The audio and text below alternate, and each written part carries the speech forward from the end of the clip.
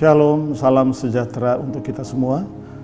Salah satu pertanyaan yang sering dilontarkan berkaitan dengan keselamatan adalah, apakah setiap bayi yang meninggal masuk surga atau tidak? Ini merupakan pertanyaan yang sukar untuk dijawab, sebab Alkitab tidak memberikan penjelasan secara eksplisit ataupun secara tersurat berkaitan dengan bayi-bayi yang meninggal, apakah mereka masuk surga atau bagaimana dengan kehidupan mereka.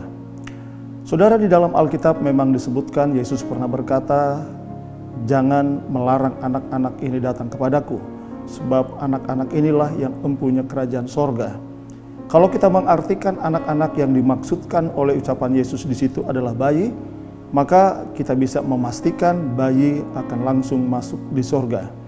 Tetapi yang dimaksudkan oleh Tuhan Yesus ketika dia berkata tentang anak-anak, maka kata anak-anak yang digunakan oleh Yesus sama sekali tidak menunjuk kepada bayi-bayi yang baru lahir, tetapi menunjuk kepada anak-anak yang sudah bisa membedakan mana yang baik dan mana yang jahat. Dengan demikian, kita tidak bisa langsung menyimpulkan bahwa ucapan Yesus berkaitan dengan anak-anak tidak bisa langsung kita kenakan kepada bayi, bahwa bayi yang meninggal akan segera atau langsung masuk di dalam kerajaan sorga. Ada orang yang berpendapat bahwa bayi yang mati masuk disebut dengan nama limbus infantium. Pandangan ini disampaikan atau diajarkan oleh gereja-gereja Katolik. Mereka mengajarkan bahwa bayi-bayi yang mati yang belum sempat atau tidak dibaptis, mereka akan masuk langsung ke tempat yang disebut limbus infantium. Limbus infantium adalah tempat antara sorga dan neraka dan tempat yang dikhususkan kepada bayi-bayi. Ada beberapa orang juga yang mengajarkan dan mengatakan bahwa bayi di dalam anugerah Allah, maka bayi tersebut dapat diselamatkan.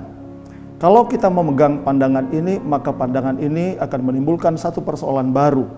Sebab Raja Daud berkata, bersaksi tentang dirinya, bahwa ia sejak berada dalam kandungan, dia sudah dikandung dalam keadaan bersalah. Begitu juga kitab Roma berkata, semua manusia telah berbuat dosa dan telah kehilangan kemuliaan Allah. Dengan demikian, apa yang dikatakan oleh Raja Daud maupun Rasul Paulus, itu berarti termasuk di dalamnya adalah bayi-bayi yang sudah berada di dalam keadaan berdosa. Dan Alkitab berkata, semua manusia telah berbuat dosa dan telah kehilangan kemuliaan Allah, dan upah dosa adalah maut. Dengan demikian, bayi yang berada dalam keadaan berdosa, menurut ayat itu, berada dalam keadaan maut. Kalau begitu, bagaimana kita memberikan penjelasan tentang keadilan Allah? Sebagai manusia, rasanya kita tidak tega dan tidak sampai hati untuk melihat bayi-bayi yang belum bisa membedakan mana yang benar, mana yang salah, dan kemudian kita bisa langsung mengatakan kita bisa langsung berpendapat bahwa mereka langsung tidak mendapatkan keselamatan. Fakta bahwa bayi yang meninggal mendapatkan penghukuman dijelaskan juga berdasarkan argumentasi peristiwa air bah. Kalau kita melihat dalam peristiwa air bah, maka semua manusia yang tidak menerima mendengar berita Nuh, mereka tenggelam dalam air bah. Tentu kita tahu bahwa pada waktu mereka yang tenggelam di dalam air bah, termasuk diantaranya adalah anak-anak, termasuk diantaranya adalah bayi-bayi. Itu berarti kita tahu bahwa bayi dalam pandangan ini kehilangan keselamatan.